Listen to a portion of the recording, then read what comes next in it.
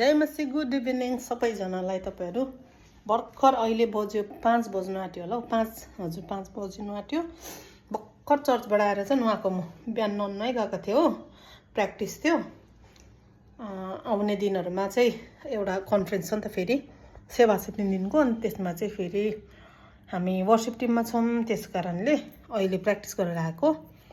भोलि फेरि मेरो हस्बेन्डको बर्थडे, मेरो प्यारो श्रीमानको भोलि जन्मदिन हो। यस कारणले अब चाहिँ म बनाउँछु केक।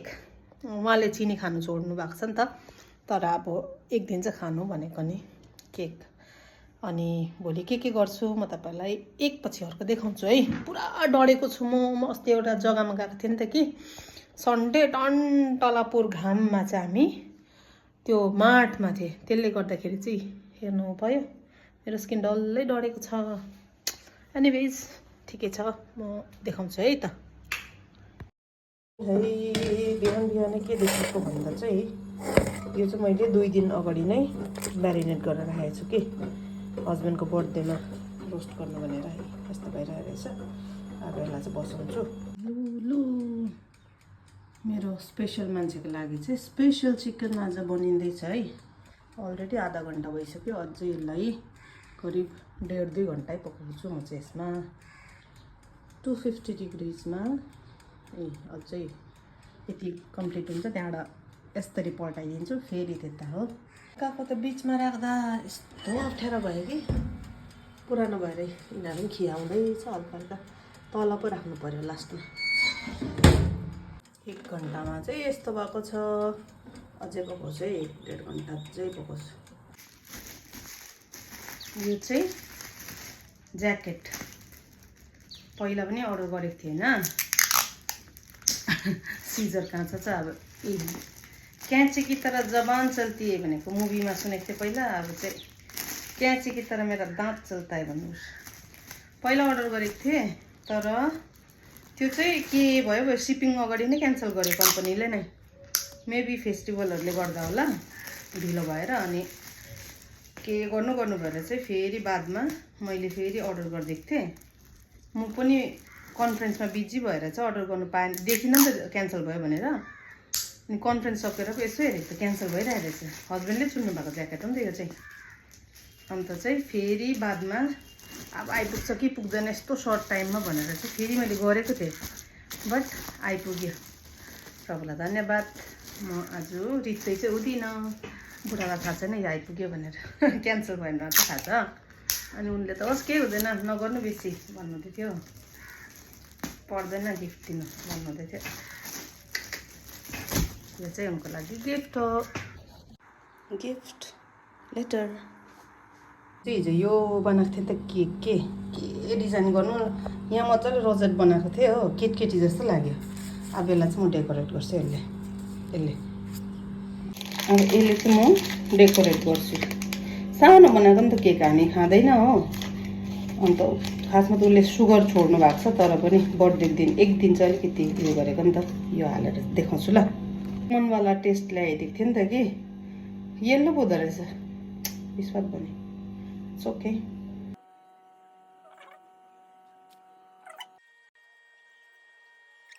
चाहिँ केक चाहिँ यस्तो बनाएँ हो, फ्रिजमै राखिरहेको छु। यस्तो भयो। अब भरे फेरि आए पछाडि आधा घन्टा जस्तो यसमा राखिदिन्छु, मजाले तातिन्छ। भेजमा चाहिँ यो मैले बनाउनु आँटेको आलु सकिएछ कि स्क्वास एन्ड सोयाबिन, जसलाई एकदम मनपर्छ soybean.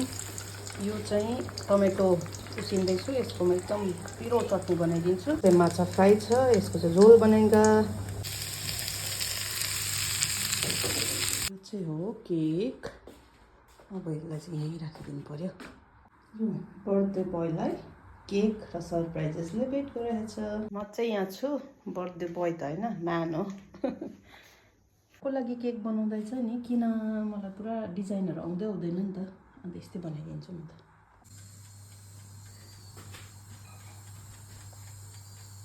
Happy birthday to you. मेरो श्रीमानको माछा त देखिन रहेछ। चिकन माछा। यो जस्तो खाना बसेँ नि साथसाथै माथि सोनादाबाट छोरीको फोन आयो नि त। अनि म चाहिँ उता ध्यान नदिएर किन यस्तो स्पिड खाएको भन्दाखेरि चाहिँ मैले चाहिँ बिहानदेखि हस्बेन्डलाई पर्खिराखेको थिएँ नि त, खाना नखाइथिएँ मैले बिहानदेखि।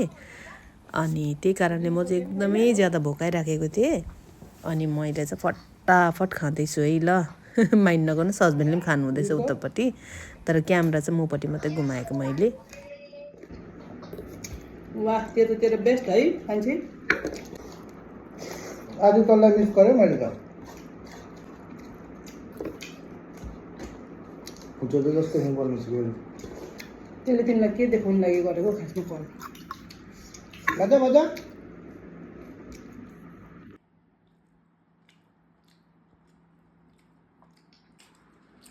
दामी मेहनत भएको। मिठो रहेछ। हजुर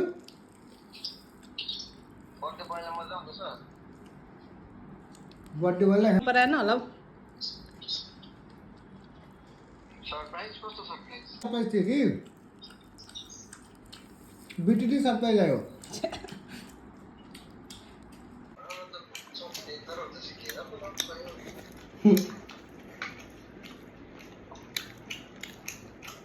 मजा आ गयो।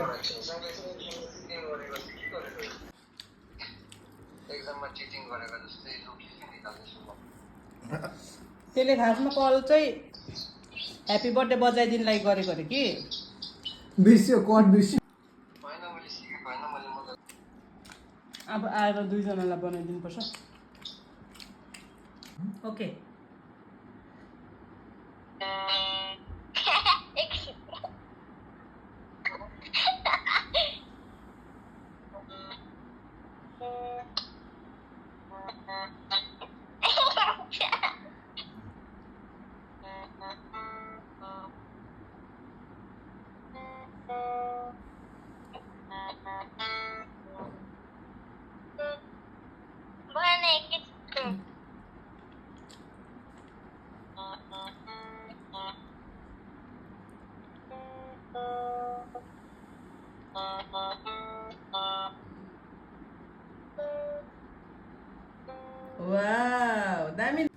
यो पालिको जन्मदिन चाहिँ हामीले यसरी मनायौँ, एकदमै साधारण प्रकारले, तर परिवारमा खुसी बाँडेर सो अफ गरेको होइन, हामीले चाहिँ जस्ट सेयर गरेको हाम्रो खुसीहरूलाई।